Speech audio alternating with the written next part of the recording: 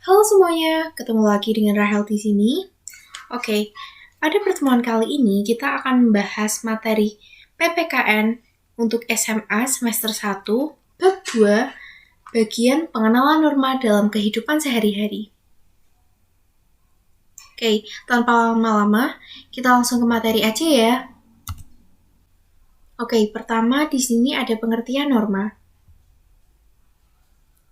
Secara etimologis, norma berasal dari bahasa Belanda, yaitu norm, yang memiliki arti pedoman, patokan, atau pokok kaidah.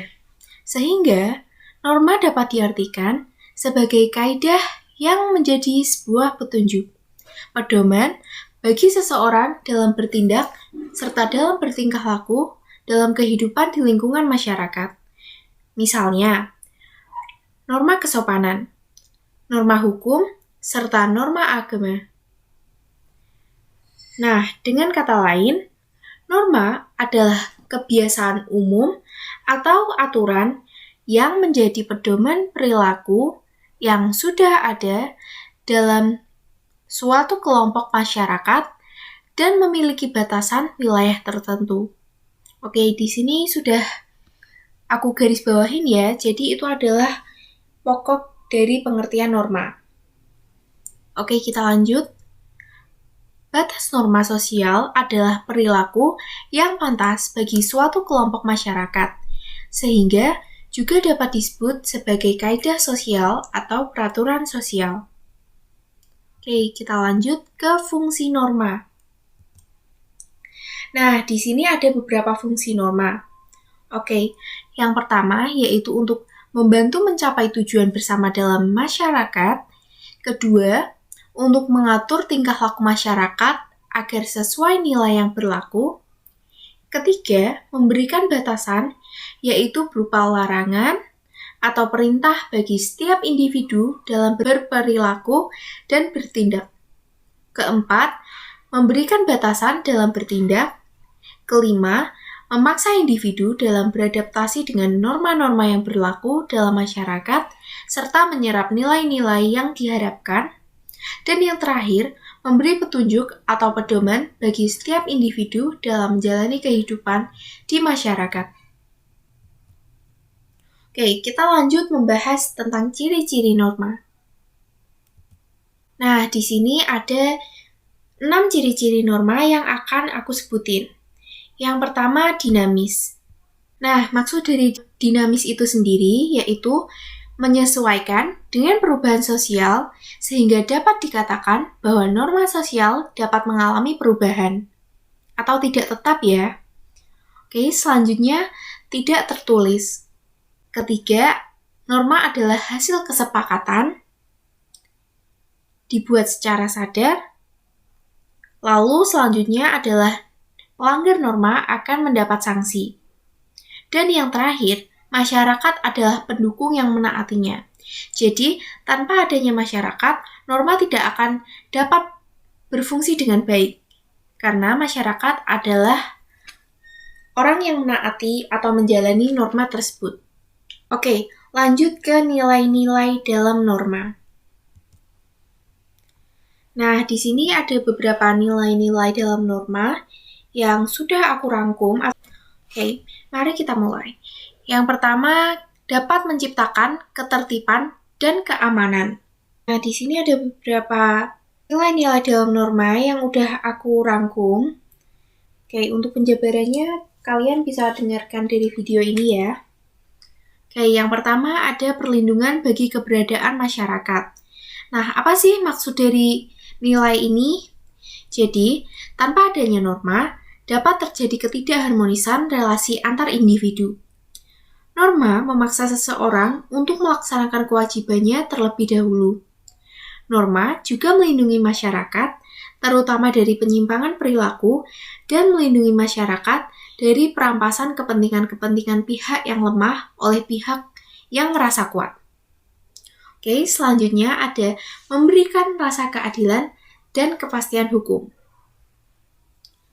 Keadilan tidak berarti sama rasa dan sama rata, tetapi keadilan yang sama sesuai porsinya. Oke, setiap orang harus menerima bagian sesuai hak dan kewajibannya. Pada saat keadilan terwujud, maka tidak terjadi benturan kepentingan, diskriminasi, dan konflik dalam masyarakat.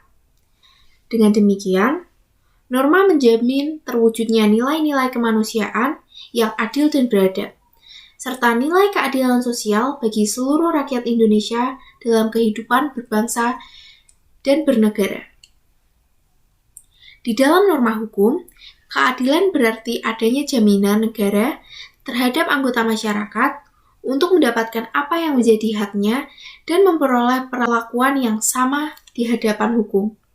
Di depan hukum, tidak ada seorang pun warga negara yang diistimewakan.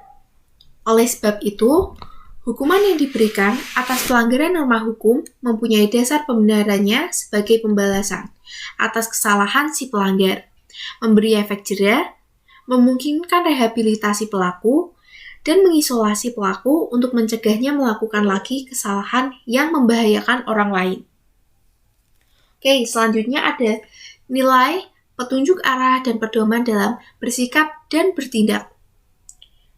Sebagai pedoman, norma diyakini kebenarannya.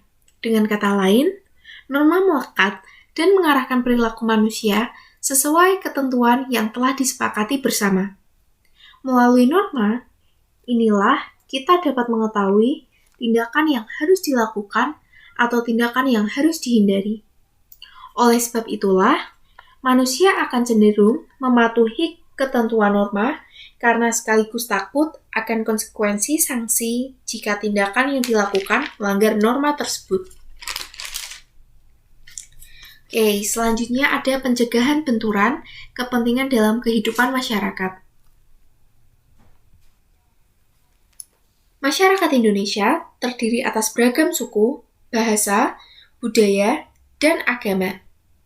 Di dalam setiap keragaman tersebut, terdapat pula keberagaman karakter, watak, keinginan, selera, dan prinsip yang berbeda. Setiap orang tentu saja ingin agar kepentingannya didahulukan.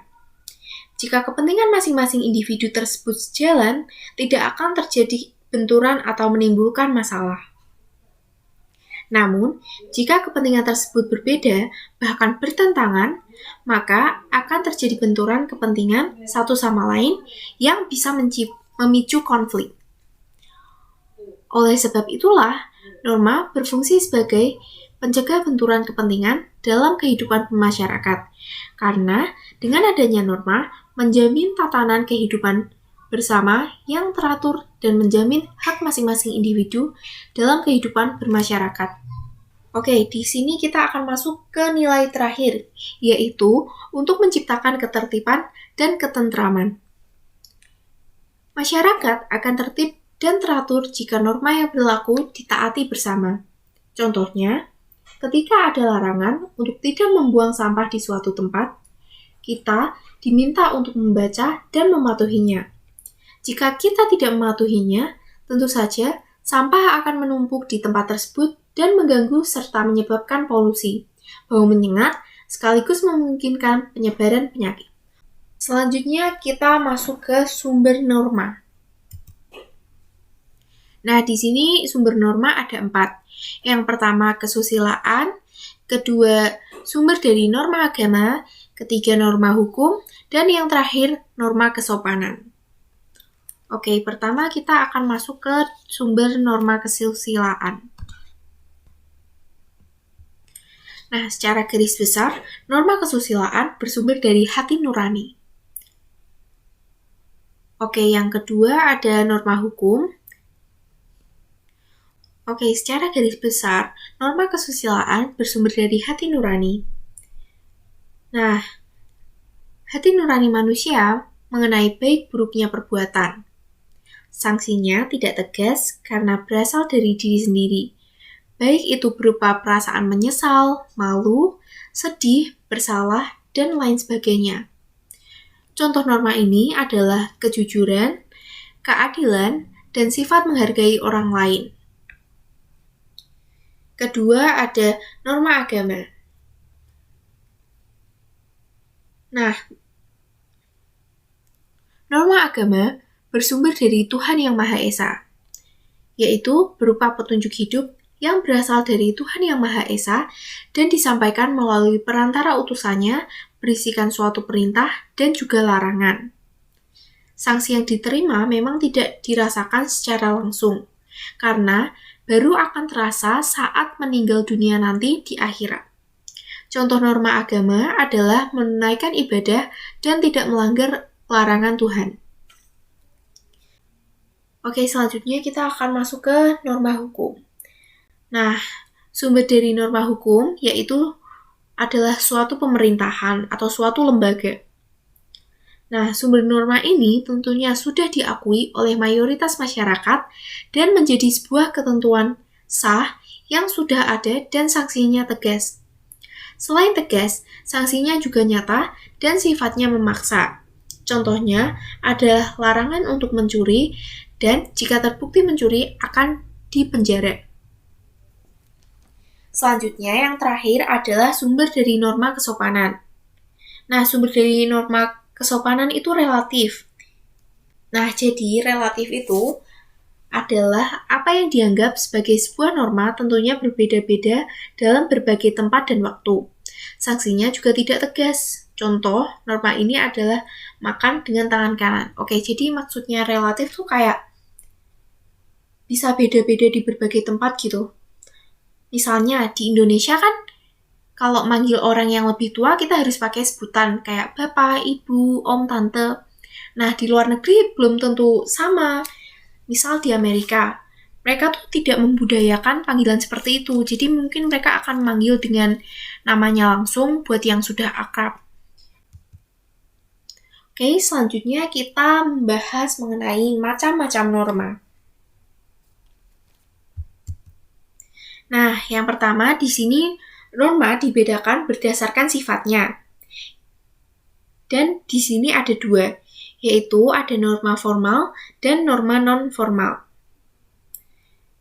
Secara garis besar, norma formal adalah norma yang tertulis dan dibuat oleh instansi formal. Untuk penjelasan lebih lanjut, yaitu norma formal merupakan suatu bentuk aturan dan ketentuan yang berada di dalam kehidupan bermasyarakat, serta dibuat oleh lembaga atau institusi yang sifatnya resmi atau formal.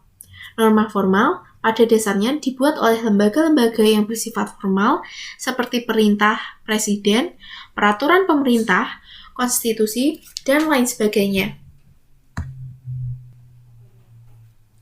Oke, selanjutnya, secara garis besar, norma non-formal adalah norma yang tidak tertulis tetapi ada kesadaran untuk mematuhinya. Untuk penjelasan lebih lanjut, norma non-formal merupakan suatu bentuk aturan dan ketentuan yang berada di dalam kehidupan bermasyarakat yang tidak diketahui siapa dan bagaimana menerangkan mengenai norma tersebut. Norma non-formal biasanya tidak tertulis, akan tetapi masyarakat dengan sadar melakukannya seperti sebuah kebiasaan yang ada dalam suatu lingkup kehidupan masyarakat. Nah, selanjutnya di sini norma juga dibedakan berdasarkan bidang kehidupan tertentu. Yang pertama ada norma agama. Norma agama merupakan norma yang berasal dari Tuhan Yang Maha Esa dan disisipkan dalam ajaran keagamaan dan kepercayaan tertentu. Contoh dari norma ini adalah adanya larangan berdusta, mencuri, dan juga berzina. Hukuman dari pelanggar norma agama adalah langsung berasal dari Tuhan Yang Maha Esa dan disebut sebagai dosa atau azab jika hukuman itu dapat dirasakan langsung dan sifatnya membuat jera. Selanjutnya, ada norma kesusilaan. Norma kesusilaan adalah jenis norma yang memiliki tujuan agar individu tersebut dapat selalu berperilaku terpuji dan mempunyai hati yang bersih. Sanksi terhadap pelanggar norma ini adalah berupa celaan atau perasaan menyesal yang datang dari dalam diri sendiri. Yang ketiga ada norma kesopanan. Norma kesopanan adalah suatu bentuk norma yang berisi petunjuk hidup yang didasarkan pada pergaulan satu golongan manusia dalam bermasyarakat dan mengatur tentang bagaimana seseorang dapat berperilaku di masyarakat.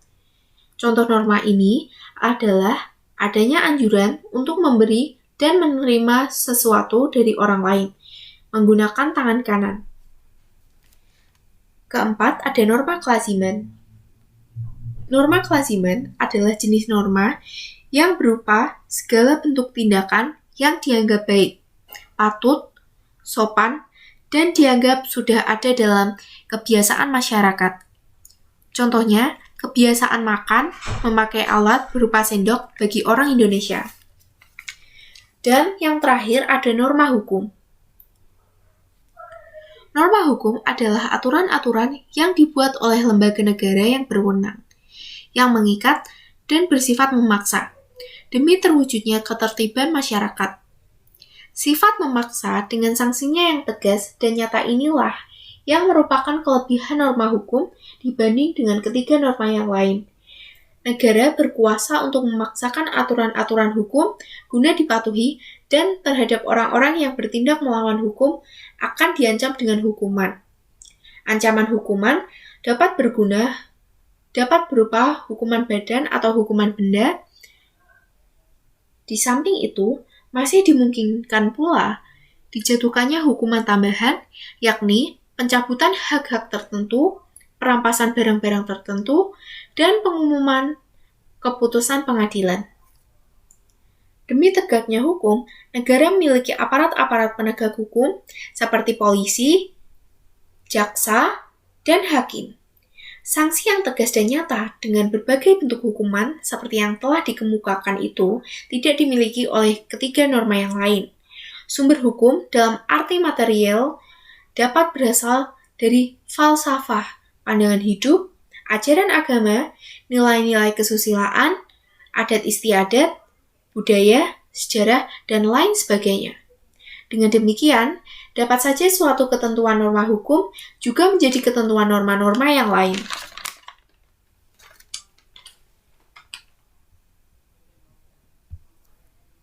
Oke, selanjutnya, norma dibedakan berdasarkan daya ikat. Nah, di sini dibagi menjadi 4. Yang pertama ada cara atau usage. Yang kedua, ada kebiasaan atau folkways. Ketiga, tata kelakuan atau mores. Keempat, adat istiadat atau customs. Oke, kita akan bahas satu persatu. Pertama kita akan bahas cara atau usage. Norma ini menunjukkan adanya suatu perbuatan pribadi di mana norma akan terlihat jelas dalam hubungannya antar individu. Pelanggaran terhadap jenis norma ini tidak akan menimbulkan suatu reaksi yang besar di masyarakat, namun hanya berupa celaan. Misalnya, adalah makan sambil berdecap yang bagi sebagian besar orang adalah tidak sopan dan menimbulkan rasa tidak nyaman. Oke, kedua kita akan membahas mengenai kebiasaan atau folkways. Norma jenis ini dinilai dari adanya kesukaan individu dalam melakukan kebiasaan tersebut. Pelanggar norma ini akan diberi hukuman berupa teguran, ejekan, cemoohan, dan juga pengucilan. Contoh norma ini adalah antre saat membeli tiket. Ketiga, tata kelakuan atau mores. Norma jenis ini memberi suatu batasan pada perilaku setiap individu agar menjaga kesetiakawanan anggota masyarakat. Contohnya adalah pasangan suami istri baru di suatu masyarakat, khususnya Sunda, biasanya akan menumpang di rumah orang tua dari istri sebelum mempunyai tempat tinggal sendiri. Oke, selanjutnya kita akan bahas mengenai adat istiadat atau customs. Norma yang satu ini menunjukkan ada kekuatan penyatuan bagi setiap pola perilaku yang ada di masyarakat.